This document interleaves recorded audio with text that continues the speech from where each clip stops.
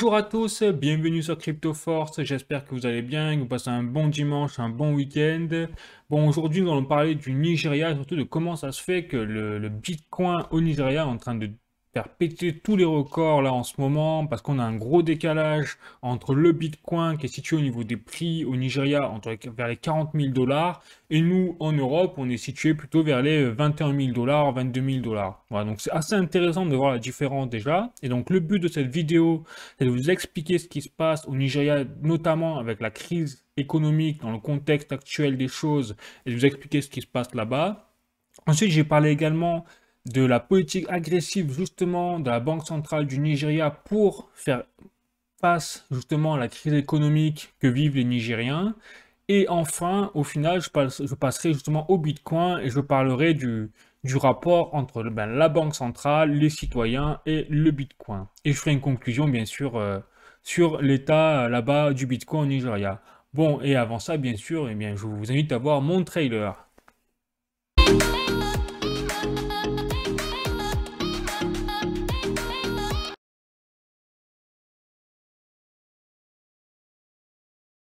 Comme d'habitude, un article sur mon site cryptoforce.fr si vous voulez lire, si vous préférez lire plutôt que d'entendre les propos sur mes sujets. Donc déjà, que se passe-t-il au Nigeria? Eh bien, il faut savoir qu'un seul Bitcoin là-bas vaut désormais 17,44 millions de Naira. Donc le Naira, je rappelle que c'est la monnaie officielle au Nigeria. Et donc c'est l'équivalent de 38 000 dollars.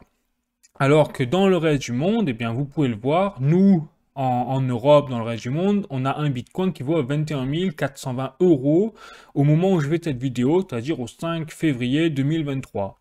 Bon, donc déjà, avant d'expliquer ce phénomène, je vais vous montrer un petit peu la carte du Nigeria juste comme ça pour vous montrer. Voilà, le Nigeria, il est là, en Afrique. Donc il est pas loin du Burkina Faso, du Niger, du Tchad, et il représente à peu près un des pays les plus peuplés d'Afrique. Donc ça aussi c'est intéressant parce que du coup, ça donne un ordre d'idée quand même du comportement de la population africaine vis-à-vis du Bitcoin. Et donc il a 219 millions d'habitants. Voilà, donc j'en reviens à l'article. Et ce qui se passe maintenant au niveau économique au Nigeria est vraiment triste parce que ils subissent voilà, depuis quelques années une inflation assez colossale et donc une crise économique par la suite avec des jeunes. Là, j'ai un article de lemonde.fr. Donc le titre, eh bien, c'est au Nigeria, des jeunes choisissent l'exil en pleine crise économique. On a même les propos de quelqu'un que j'ai interviewé, j'imagine. Si je dois partir par la route, je n'hésiterai pas non plus. Voilà, donc ça, l'article date du 7 novembre 2022, plutôt récent, et ça explique également cette crise économique, et bien la vague de migration que nous, l'Europe, eh bien on subit de l'autre côté. Voilà. Et donc, en fait, ce qui se passe, c'est que là, le Naira, donc, en fait, perd au fur et à mesure des années de la valeur par rapport au dollar. Et ça, c'est aussi intéressant, je vais faire le lien également dans cette vidéo avec l'Argentine, le Liban, le Venezuela, les autres pays qui eux aussi sont en crise et sont en crise notamment aussi à cause en partie du dollar. Et en fait, plus le dollar monte et plus la parité avec les monnaies officielles des autres pays, eh bien comme le Naira, comme même l'euro, hein, on a eu une période aussi où l'euro a perdu de la valeur par rapport au dollar. Donc on voit bien aujourd'hui qu'on a un monde qui est gouverné quelque part par l'économie du dollar et par la politique américaine sur tous les niveaux. Ça, c'est triste de voir malheureusement les conséquences quand on a un dollar et une politique américaine agressive dans le monde qui provoque justement en partie, je dis bien en partie, les crises économiques dans les pays en développement, pays pauvres et même pays riches comme l'Europe, hein, avec la crise énergétique qu'on est en train de vivre aujourd'hui. Donc ça, c'est un autre sujet, on verra peut-être dans d'autres vidéos. Bon, donc, pour vous donner un ordre de grandeur, là, par exemple, un sac de farine qui valait 4 euros avant la crise du Covid au Nigeria, eh bien, aujourd'hui, il doit payer 10 euros, c'est-à-dire plus du double, en 2022-2023. Voilà, donc, ça veut dire que la vie qui était déjà dure au Nigeria devient en fait impossible, quoi. Ça devient insupportable pour les Nigériens. Et donc, qui se passe, là j'ai un article de, alors, agencecofin.com, donc l'article, le titre c'est Nigeria, l'inflation se situe à un niveau record et devrait le rester sur le moyen terme. Donc en plus, c'est même pas prévu que ça s'arrange. Ça veut dire que ça va continuer, ça va durer. Et par exemple, juste sur le mois de décembre 2022, les Nigériens ils ont subi 20% d'inflation. Voilà, donc c'est vraiment une catastrophe. Et ça explique après d'ailleurs pourquoi justement on va passer aux banques centrales du Nigeria, la CNB, qui passe à l'offensive avec des mesures très agressives, vous allez voir. Et donc, en fait, ce qui se passe, c'est que là, la Banque centrale du Nigeria souhaite vraiment limiter l'inflation en limitant également la corruption. C'est un de ces axes donc d'amélioration, j'ai envie de vous dire, pour limiter l'inflation par la suite. Et donc la crise économique. Et là, ce qu'elle a mis en place, la Banque centrale du Nigeria, c'est un plafond de retrait de cash par citoyen à 44 dollars par jour. Hein. Vous imaginez, c'est impossible à vivre. Et donc en fait, ils sont en restriction totale. Et donc l'objectif justement, les deux objectifs de cette banque centrale, CNB, c'est d'augmenter le nombre de paiements dématérialisés et traçables pour justement limiter la corruption et pour contrôler en fait la circulation de l'argent dans le territoire du Nigeria. Et aussi promouvoir, et là c'est très intéressant également à voir, et préparer l'entrée du INERA, c'est-à-dire la monnaie numérique officielle, le INERA. Voilà. Et ça c'est aussi un sujet d'actualité, comme on le voit avec l'euro numérique qui est en préparation, avec le yuan numérique qui est déjà sorti, le dollar numérique qui est dans les cartons également aux États-Unis.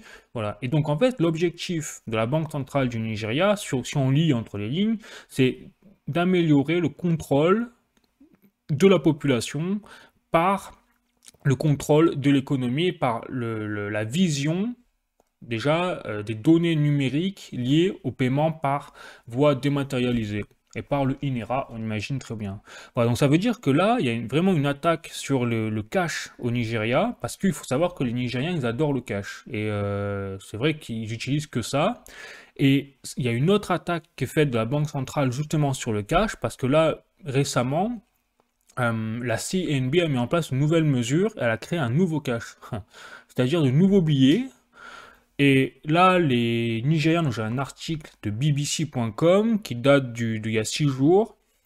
Et donc l'article, c'est le Nigeria donc repousse la deadline pour échanger le vieux cash. Parce qu'effectivement, la Banque centrale du Nigeria a mis en place un nouveau cash.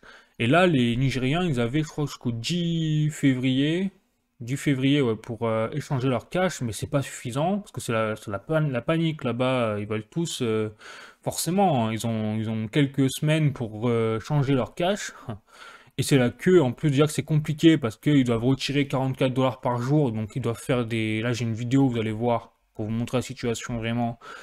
Donc sur un Twitter, Bitcoin Archive, et là j'ai une vidéo qui montre les queues, en fait, devant les, les, les machines pour retirer de l'argent, du cash, et vous avez donc là un citoyen du Nigeria qui déclare bah, je suis en colère, c'est ma propre argent, c'est mon propre argent que je viens collecter, c'est même pas un prêt. Enfin, voilà. Et là on voit vraiment la personne, il est en colère, et on voit derrière, vous avez des files d'attente de au moins d'une heure pour retirer de l'argent. Et en plus de cela, ils doivent changer leur billet en même temps. Bon, donc effectivement, on comprend pourquoi ils sont en colère. Et c'est pour ça d'ailleurs, qu'est-ce qu'ils ont fait les Nigériens? Ils se sont réfugiés vers le Bitcoin, sans surprise. Et là, déjà, avant toute chose, c'est vrai qu'on peut faire le parallèle avec l'Argentine, la Turquie, le Liban, qui subissent tous des crises économiques vraiment sans précédent au niveau de l'inflation. Il y a une chute de la valeur de leur monnaie officielle. Et à chaque fois, le même comportement, c'est que ces populations, pour échapper à l'austérité politique de leur banque centrale, elles se dirigent vers des moyens décentralisés, des économies décentralisées, c'est-à-dire les crypto-monnaies et surtout le Bitcoin. Et là, c'est assez intéressant de voir quand même qu'on a de nouveau une règle qui ne fait pas exception, c'est qui devient commune, c'est qu'à chaque crise, les citoyens se réfugient dans des valeurs refuges. Donc vous avez l'or, l'argent, et depuis maintenant, vous avez le Bitcoin. Et ça, c'est très intéressant à noter pour le futur eh bien, des crypto-monnaies qui sont loin d'être inutiles, on le voit encore une fois au Nigeria, contrairement à ce que veut bien dire justement les banques centrales, et notamment Christine Lagarde, la présidente de la Banque Centrale Européenne. Salut Christine Lagarde. Voilà. Donc, pour vous dire, qu'est-ce qui se passe maintenant au Nigeria? Eh bien, en fait, maintenant, je vais expliquer pourquoi vous avez un aspect décorrélé entre 40 000 dollars de prix de Bitcoin au Nigeria et les 21 000 dollars à peu près dans le reste du monde. C'est que au Nigeria, vous avez vraiment une crypto-bourse qui est accessible uniquement au niveau local pour les Nigériens. Et par exemple, les traders au niveau mondial n'ont pas accès justement à cette crypto-bourse au niveau local du Nigeria. Et c'est pour ça que vous avez en quelque sorte un marché parallèle, en plus de celui mondial, par exemple, que connaissent les crypto-bourses comme Binance, Crypto.com, et vous avez un autre marché, du Bitcoin, des crypto-monnaies spécialisées pour le Nigeria. Et avec la politique agressive de la Banque centrale du Nigeria, en fait, en une semaine, la phrase acheter du Bitcoin, buy Bitcoin, est passée en tête de liste des recherches, des plus grandes recherches sur Internet. Voilà. Parce que les Nigériens, les citoyens du Nigeria, ils se sont réfugiés en masse, telles des races de marée sur les crypto-bourses pour acheter du Bitcoin. Et donc la conclusion, c'est qu'est-ce qui s'est passé? Pourquoi ils ont fait ça, les citoyens du Nigeria? C'est pour échapper justement à cette austérité, cette politique de 44 dollars par jour de cash, parce qu'ils n'avaient pas envie de faire la queue tous les jours pour payer, enfin pour juste retirer leur argent, qui est à eux en plus, 44 dollars. Derrière, ils ont fait un peu quelque part, je dirais, un gros bras d'honneur à leur banque centrale en disant on n'est pas d'accord, nous on veut pas de votre INERA, on était très bien avec le vieux cash, vous n'allez pas à nous faire ça, quelque part. Et c'est surtout parce qu'ils sont en train de perdre confiance. Et là aussi, c'est intéressant de voir quand même la philosophie des comportements des citoyens dans le monde, de plus en plus. Les gens perdent confiance en fait dans leur gouvernement et dans leur banque centrale, et ils perdent confiance de plus en plus dans leur propre monnaie officielle. Et ça, c'est aussi, ça prouve que le Bitcoin et les crypto-monnaies sont en train de devenir quelque part des valeurs refuges, au même titre que l'or et l'argent, pour contrer l'inflation également. Donc il y a même derrière une histoire de pouvoir d'achat. Voilà. Et donc la conclusion de cette vidéo, c'est vraiment les citoyens du Nigeria en fait recherchent simplement la liberté financière et l'indépendance financière décentralisée, encore une fois. Voilà, donc sur ce, bien écoutez, si vous avez aimé cette vidéo, n'hésitez pas à mettre un like, à vous abonner, bien sûr, si ça vous a appris quelque chose, hein, on est toujours là. N'hésitez pas à mettre des commentaires pour voir ce que vous en pensez, si vous êtes d'accord avec moi, parce que bien sûr, tout le monde a sa propre opinion, c'est très important même dans ce monde où il faut que la liberté d'expression reste intacte, j'ai envie de vous dire. Et je vous fais la bise et je vous dis à bientôt, ciao.